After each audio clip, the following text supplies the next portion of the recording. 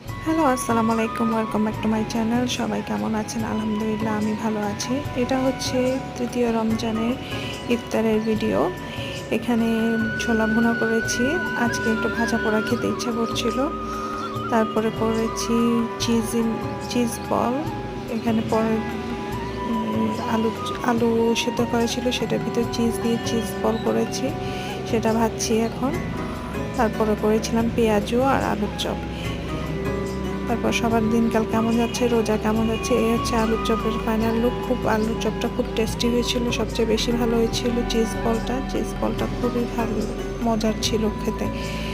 তারপর সবার দিনকাল কেমন যাচ্ছে, এই হচ্ছে পেঁয়াজু। ঠিক আছে, আজ এখানেই বিদায় নিচ্ছি। আল্লাহ হাফেজ। আবার নতুন ভিডিও দেখার আমন্ত্রণ জানিয়ে আজ এখানেই বিদায় নিচ্ছি। সবাই ভালো থাকবেন, সুস্থ থাকবেন আর নিজের মনের যত্ন নেবেন। আল্লাহ হাফেজ।